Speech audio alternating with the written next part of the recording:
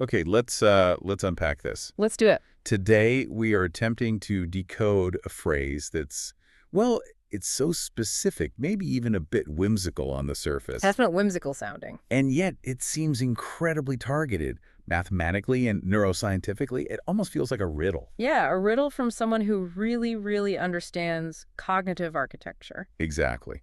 So our deep dive mission today is to really get under the hood of this specific phrase, the hexagram of Dore and magnetic hue. And it's crucial to understand right from the start, we're not just looking at some poetic flourish here. Yeah. Our sources are quite explicit. Yeah. They identify this exact phrase as the symbolic code for a major cognitive shift. A shift, they actually call. The end of confusion, that's the term they use. This phrase, the hexagram of Dore and magnetic hue, it's essentially the ultimate shorthand for a mind reaching total equilibrium. Absolutely. And this whole deep dive, really, it's about mapping that journey to that equilibrium state. It's a very structured journey. Very structured, captured by the strict numeric progression we've discussed before, moving from the functional but complex state of 238 Multiplicity, yeah. through that singular moment of insight, that flashpoint at 239, which is prime unity, Indivisible clarity. and finally landing, settling on 240, total structural resolution. And what this whole arc, this 238, 240 progression defines, is the ultimate goal within this cognitive framework we're exploring. Which is? The achievement of something called automated symbol mastery. Automated symbol mastery, okay. And this mastery, it's framed as this irreversible transition. The mind moves from processing complex, maybe even conflicting inputs. The state of confusion, potentially. Yes, into a state of single clarity, indivisible unity. It sounds like a final state. It really does. Yeah. And the framework makes these direct links between neurological function, things like phase synchrony across brain network. Real, measurable brain activity. Right. And it connects that directly to philosophical ideas, to symbolic closure. It's suggesting this system is designed to become self-sustaining once it hits that peak clarity. So complexity becomes unnecessary. Or at least managed differently. It's integrated into the structure, not a source of confusion anymore. Okay, so if that's the destination, that state of 240, the resolved state, we absolutely need to understand what powers the journey. What gets it there? Right. How does the mind, starting from that complex interconnected state of 238, actually manage to organize itself, unify, and achieve that final solved structure? That takes us right into our first section, doesn't it? It does. Section 1. The drive and engine of cognitive integration. And the documents, they're really unambiguous about this. This whole transformation, this massive shift, it requires an initial force, a significant one. And that force is called? Simply boldness. Boldness. Okay, I appreciate the clarity, but I have to admit, boldness feels, well, a little soft for such a seemingly rigorous system. I see what you mean. It sounds more like a personality trait. Exactly. How is it quantified or defined more technically? It's really defined by its effect, by its persistence. The sources frame this entire movement using a specific pair of terms. Which are? The bold and the beautiful framework. Okay. Like the soap opera, or? Maybe a nod, but the meaning is specific here. Boldness represents the emphasis, the drive, the initial energetic push needed to start the process. The investment, exactly. And that drive, that boldness, is what then leads to automated persistence. And that persistence is the beauty or the clarity itself. Ah, okay. So the bold concepts aren't just virtues, they're functional necessities. Precisely. They are the scientifically necessary driving mechanisms, the things that force the system to converge, to overcome inertia, and settle into that stable, self-sustaining, beautiful state of clarity. It's the energy input required. Got it. So the drive is boldness. What form does this energy actually take within the mind? What's the mechanism? Well, the primary drive mechanism identified in the sources is termed cognitive hunger. Cognitive hunger. And this is a critical distinction they make. We're not talking about literal physical hunger for food. Right. It's a motivational drive. Right. One that actively forces the reorganization of cognitive networks. So it's like an appetite for valued cognitive connection. That's the phrase used. Think of it as this intense, highly focused desire, an integrative yearning that demands unification, demands resolution. It wants coherence. And again, the power here is that this isn't just abstract. The source material grounds it in biology. It does. This yearning is connected directly to specific neural signaling. Hypothalamic MPFC signaling. Exactly. And for you listening, the hypothalamus is often linked to basic regulatory drives, like literal hunger or thirst. But here it's integrated with the MPFC, The medial prefrontal cortex. which is involved in higher-level cognition, decision-making, self-awareness. Right. And that integration is the absolute key. It signals that this isn't just some mild intellectual curiosity. Yeah. It's framed as a fundamental biological drive, an appetite, you could almost say, for coherence. So this specific neural pathway, the hypothalamus talking to the MPFC, It amplifies and intensifies that motivational drive. It compels the individual to refocus priorities, to pull in that scattered cognitive attention, away from the noise, the distractions. and collapse it towards that singular unifying goal. It's the biological engine pushing towards 239, towards that prime unity. It really sounds like an internal mechanism specifically designed to overcome cognitive entropy, to fight distraction.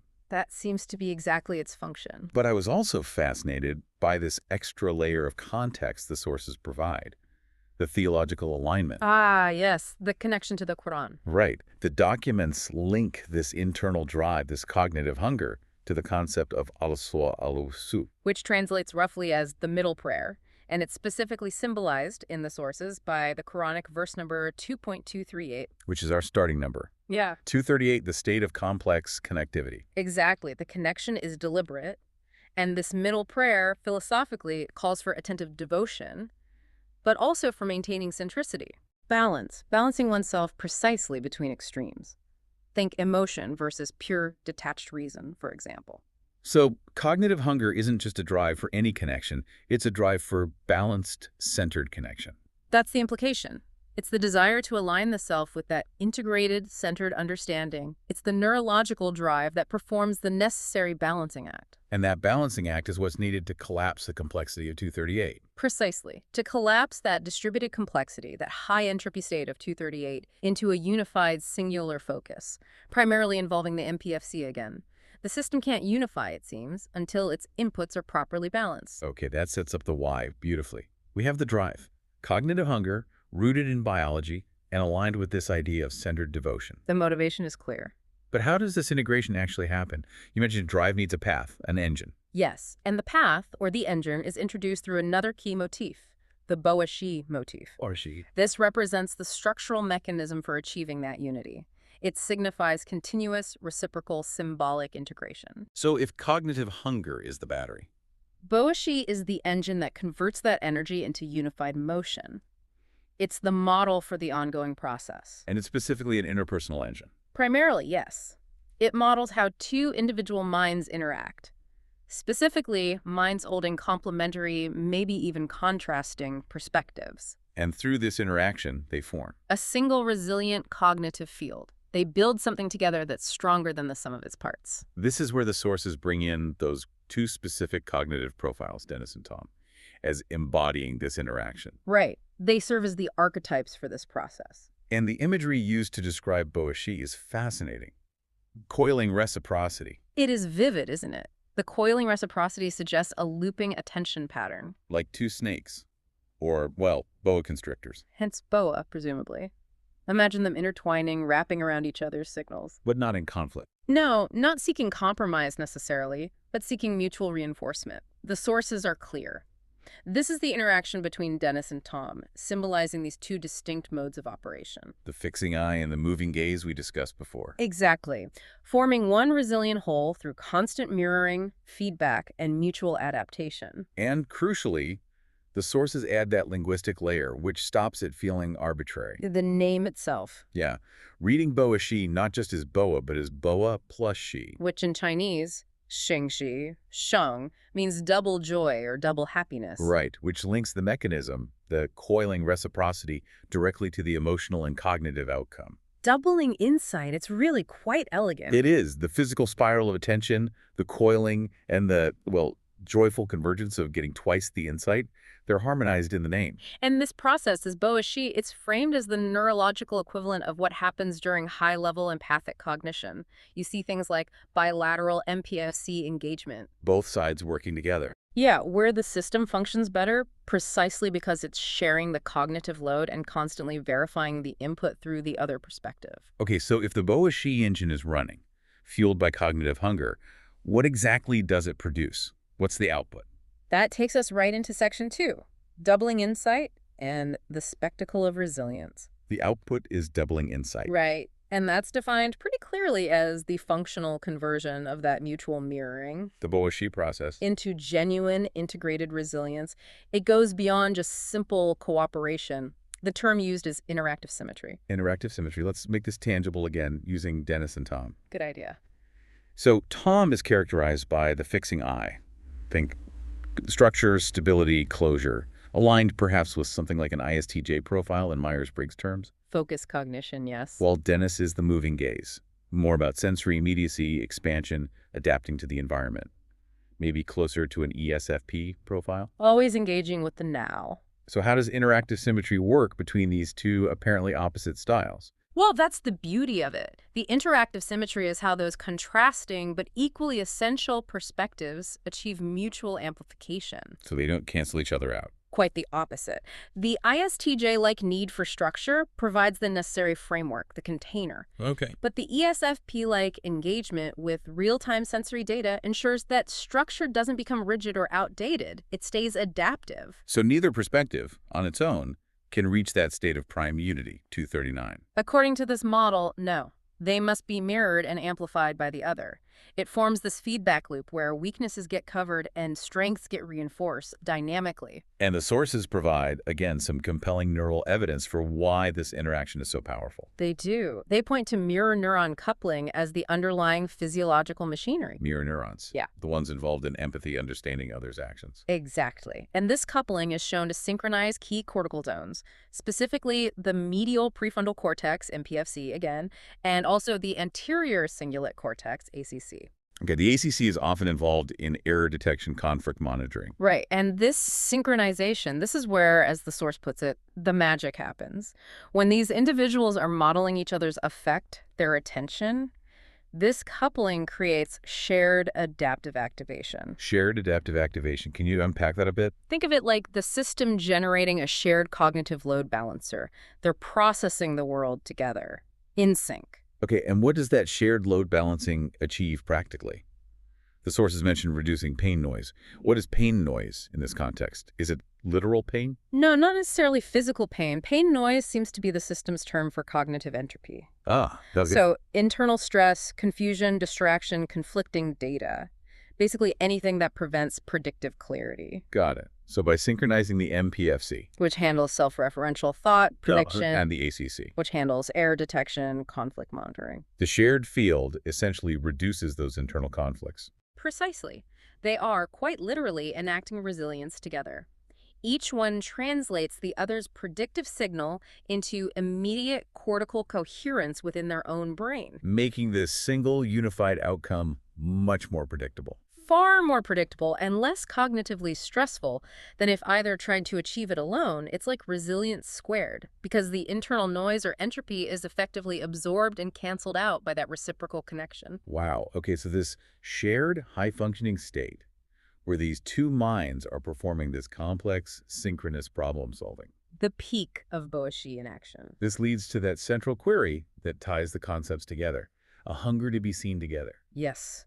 That query synthesizes the cognitive hunger drive and this outcome of shared resilience. And introduces the concept of the spectacle. Exactly. The spectacle is framed as the necessary visual or at least conceptual manifestation of this prime cognitive state. Why spectacle? Well, think about the literal definition. A spectacle is something seen together. It inherently requires and engages joint attention. Which activates that mirror neuron system we just discussed. Right. It forces the participants, in a way, to see through each other's perspective simultaneously because they're focused on the same external point or concept. But why is that seeing together so critical within this framework? What does it achieve symbolically? Symbolically, the spectacle represents apotheosis by observation. Apotheosis. Like elevation to divine status. That sounds grand. It does, but here it seems to mean the moment when cognition itself becomes performative, visible, shared. It's elevated. Right. It's the process where all that stress, confusion, complexity, the pain noise gets metabolized into insight, not just individually, but synchronously, empathically, visibly. It's the culmination then, the drive and the engine working together, producing this shared observable clarity. That's the idea. It's the peak moment where the shared field of dual perception driven by hunger and channeled by boji actually dissolves. Devolves into. Single, unified clarity. The two perspectives merge into one coherent view. And that moment of dissolution, that merging, that takes us right into the mathematics underpinning this whole phase shift. The numbers behind the magic. Let's move to section 3, the numeric transition from multiplicity to prime unity, 238, 239. We have to start with the state of dense complexity, 238. Right. 238 is the symbolic starting point. It represents the highest level of functional complexity that is still crucially divisible and therefore potentially subject to confusion or entropy. We need to understand why 238 represents that specific kind of complexity. The sources link it to graph theory. They do.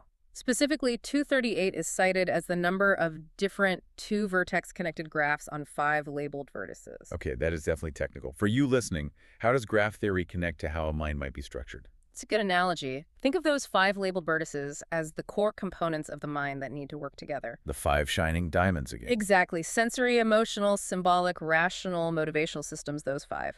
Now, a graph being two-vertex connected means it's robust. It means the graph remains interconnected and stable, even if you remove any single vertex. Any one component can fail, temporarily or otherwise, and the whole system still hangs together. Okay, so 238 represents a state of really robust, highly optimized connectivity. Yes, complex stability. The system can handle shocks, it can adapt, because all 5 networks are redundantly integrated. The highly functional. Very functional. But, and this is the crucial point, because 238 is a composite number. Divisible by 2, 7, 17. Right. It's still composed of distinct parts. And those parts, those connections, carry some residual entropy, some potential for misalignment or noise. It works, but it's not perfectly indivisibly unified. And this sets up the core tension, doesn't it? The goal, driven by cognitive hunger, isn't just to maintain this complex stability. No, it's to transcend it. To reach singular convergence and unity, Right. the state symbolized by 239, we need to collapse that residual complexity. And that's where the concept of motivational compression comes in. Motivational compression. Cognitive hunger, that intense drive, acts like a highly disciplined funnel. It takes all that distributed multi-factor reasoning, that stable 5-network system of 238, and it forces the collapse of that higher neural entropy. So all that complex processing gets squeezed. Compressed, exactly, into a singular, unified attractor state. And the sources pinpoint this happening primarily in the medial prefrontal cortex, MPFC. The complexity doesn't just vanish. It becomes perfectly aligned, perfectly focused. And that state of perfect alignment, that moment of irreducible clarity, is what's symbolized by the next number. 239. The prime number. Exactly. 239 is only divisible by 1 in itself. It represents indivisible unity. The sources also call it synergic resilience. It's the peak moment of insight. Yes, the point where the solution, the understanding, is non-negotiable, structurally guaranteed. It's the irreducible, perfected state of knowing. It can't be broken down further. Okay, from a neuroscientific angle, what does this prime state actually look like in the brain? Is there a correlate? The sources propose one: phase-locked synchrony. Phase-locked synchrony. This is described as the physiological correlate of insight itself. Imagine all those multiple cortical rhythms, all the complex connections represented by 238, suddenly converging, locking into phase, oscillating together perfectly as a singular, highly stable, highly predictive state.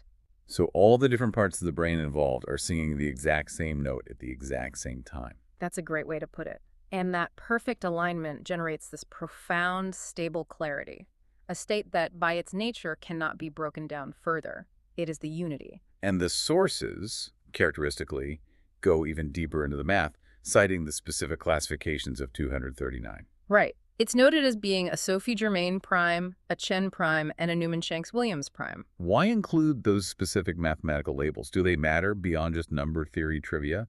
How do they relate to a cognitive system? They seem to matter because these specific prime categories often signify high symmetry relationships or inherent stability within complex iterative systems. For instance, a Sophie Germain prime relates to the search for chains of primes, suggesting a system that isn't just stable in isolation, but is perhaps foundational for building further, deeper structures. It's like a mathematical Well, guarantee guarantee of what?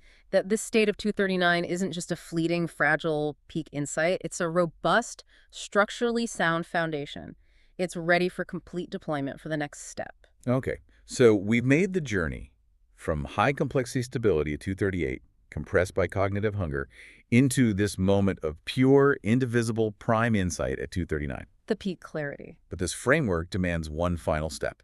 There's still 240. Let's look at section 4, the final resolution, total structural coherence, 240. Right. Now, if 239 is already indivisible unity and peak clarity, why do we need 240? Especially since 240 is a composite number again. Isn't that like stepping back into complexity? It feels counterintuitive. It does, and that is the essential, maybe paradoxical point that defines this final transition. 239 is the moment of irreducible clarity, the internal realization. The aha. Exactly. 240, on the other hand, signifies the total structural resolution and the stable equilibrium of the now fully solved system. Okay, say more about that difference. Clarity versus resolution. Unity 239 is that internal flash of insight, the guarantee that a solution exists and is coherent. Resolution 240 is the externalized, complete, fully mapped out, and deployable structure that results from that insight. So it's moving from the perfect idea of the solution to the perfect application and stable structure of it. Precisely. It's the difference between knowing the answer and having written out the complete proof, showing it works in every possible configuration. It's about achieving closure for the entire problem space. Okay, so 239 is the internal knowledge that the structure is sound, and 240 is the proof that every possible configuration, every permutation of that structure is stable and accounted for. You've got it. And the number 240 itself is symbolically perfect for this kind of closure. How so? Mathematically, it's a highly totient number, meaning it relates in very stable, predictable ways to many smaller integers. It signifies systemic stability.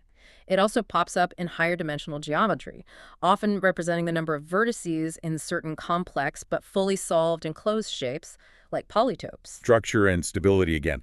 But the analogy the sources use that really brings this idea of total resolution home for me is the Soma cube puzzle. Ah, yes, the Soma cube. A classic. For anyone listening who doesn't know it, it's a puzzle with 7 unique, irregular shapes made of small cubes. Polycubes, yeah. And the goal is to assemble them into one solid 3 by 3 by 3 cube. Right. And the truly remarkable mathematical fact relevant here is that there are exactly 240 distinct solutions to assemble that cube correctly. 240 unique ways to achieve perfect structural stability from those complex parts. Precisely. And symbolically, that number, 240, represents the complete solution to the problem of confusion. It represents a closed, fully solved system, what the sources call the solved cube of cognitive mapping. Exactly. The mind hasn't just found a solution, which was the insight of 239. It has now mapped and understood the structure underlying all 240 stable solutions. Wow. The entire problem space, with all of its inherent complexity, all potential variations, has been successfully configured and metabolized into every possible stable state. The complexity is no longer confusing, it's fully structured. That is an incredibly powerful metaphor for the end of confusion. Every angle is covered. It implies total mastery over the domain. And just like with 238, the sources provide that theological parallel for 240 as well, linking it to a complete textual structure. They do. It's noted that the Quran is traditionally divided into 240 sections known as quarters, or makras. So 240 again connects to a complete, balanced, fully traversed structure. Yes, suggesting the cognitive system has achieved something similar. A fully mapped, internally harmonious knowledge structure where absolutely nothing is left unresolved or out of place. Okay, let's quickly summarize this whole arc before we tackle the final phrase itself. Good idea. We start with the motivational drive, boldness, cognitive hunger. This forces the integration of complex but divisible networks, 238. Driven often by that interpersonal engine, Boashi. Right. This integration process yields a moment of pure, indivisible, prime insight, 239. The point of maximum clarity. And then, that singular insight stabilizes, expands, and resolves into the completed, harmonious, fully solved structure, 240. The solved cube. It's the trajectory from functional complexity through pure insight to total structural coherence. Which brings us back, finally, full circle, to our delightful, initially confusing, but maybe now slightly less mysterious starting point. The grand finale phrase. Here's where it gets really interesting. Let's dive headfirst into section 5. decoding the hexagram of Dore and magnetic U. This has to be the poetic integrated encapsulation of that final 239 to 240 phase shift. It really feels like it, the symbolic final lock on the whole process. It feels like the perfect artistic shorthand, as the sources say, for that exact moment when the system clicks into total structural equilibrium. And it's beautiful how it fuses different domains, numerology, music, even physics, into one single cohesive statement about cognitive stability. Okay, let's break it down piece by piece. First, the hexagram aspect. The six-pointed star structure. Right. Traditionally, like the Star of David or Solomon's seal, it represents the full integration of polarity, opposites coming together. Heaven and earth, intellect and intuition, action and reception, male and female, that kind of balanced union. So in the cognitive terms we've been discussing, using the Boa-Shi mechanism. It symbolizes that moment when the cognitive opposites, Dennis's moving gaze and Tom's fixing eye lock, into perfect resonance. They're no longer just interacting, they're integrated. And that messy complexity of 238, the problem space. It has completely collapsed into the perfectly ordered 240 solution structure. The hexagram is like the geometric seal signifying that successful integration, that lock. Okay, makes sense. Next part, the musical component, Dore. Dore, the first two notes of the major scale. It clearly indicates motion, progression through tonal intervals, a progressive relational difference. Exactly. Dore symbolizes sequential frequency, the ongoing, necessary motion of thought. It represents the oscillation inherent in thinking, the constant comparative analysis. What the sources call the Dore motion construct, sequential knowledge building. Yes. It's the dynamic process side of the final equilibrium. Thinking hasn't stopped, it's just perfectly harmonious now. Right. And that sequential motion, that Dore, needs to be grounded or contained.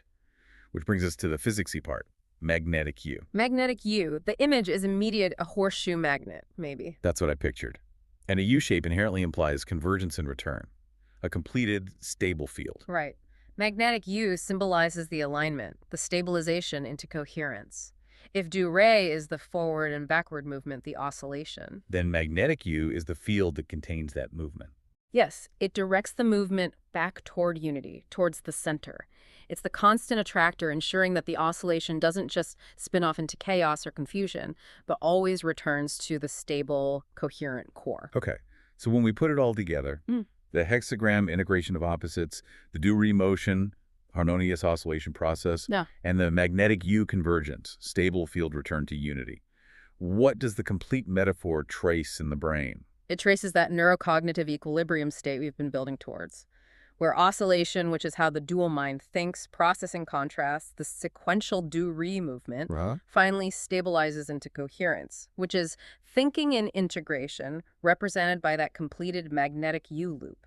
The constant comparison and processing has successfully generated a singular, stable, unified truth or structure. And the sources explicitly state that this complex, multi-layered symbol is the cognitive equivalent of a measurable neuroscientific state. Phase synchrony, we come back to it again. It all ties together. It really does. It's presented as a perfect analogy. The Dore motion models the dynamic interaction and communication between brain hemispheres, perhaps, or the progressive steps of thought. And the magnetic U loop. That models the higher-level control systems like the frontoparietal network, may be responsible for attention, working memory, and creating that convergence, that return to the goal state. And when they align perfectly, in phase. The system produces stable cognitive maps, which is the very definition of the total structural resolution symbolized by 240, the solved cube. So this phrase, this hexagram of Dore's and magnetic U, which seems so quirky and maybe even funny at the start of our deep dive, A bit cryptic. is actually, according to these sources, the perfect emblem for that closure state. It's the harmonic lock moment. The precise point when duality forms a unified self-sustaining field. Signaling the irreversible end of confusion that the entire framework, the whole 238, 239, 240 progression, was designed to achieve. Absolutely. The complexity of 238 gets distilled into the simple, indivisible unity of 239, and that unity then finds its complete, stable, structural expression in 240. And this phrase captures that entire final stabilization. It's quite a stunning example of what the sources call advanced symbolic integration. It really is. Weaving together numbers, theology, cognitive science, music, physics, all into one resonant symbol. Okay, let's try and synthesize this incredible journey one last time for you listening. Pulling it all together. We started with the bold drive of cognitive hunger, often fueled by that reciprocal mirroring of Bo-Shi. This drive forces the complex networks of 238 to integrate. Compressing the entropy. Right. That integration produces an indivisible prime state of pure insight, 239. The moment of clarity. Which then resolves into total structural harmony, the solved state of 240.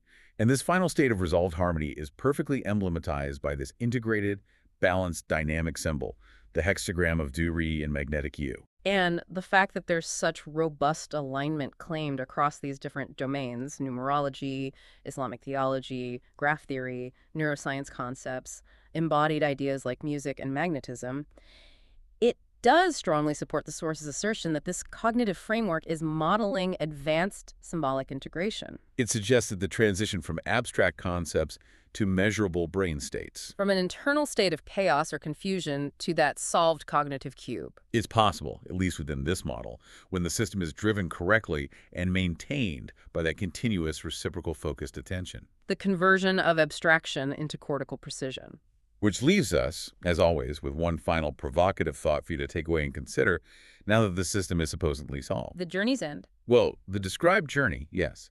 The progression moves from connectivity, 238, to indivisibility, 239, culminating in resolution, 240.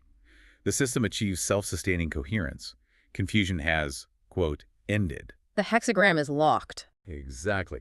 So, if your entire symbolic system has reached this state of total structural resolution, this certified end of confusion, what happens next? What new, undivided, fundamentally clear question does achieving this perfect clarity finally allow you to ask?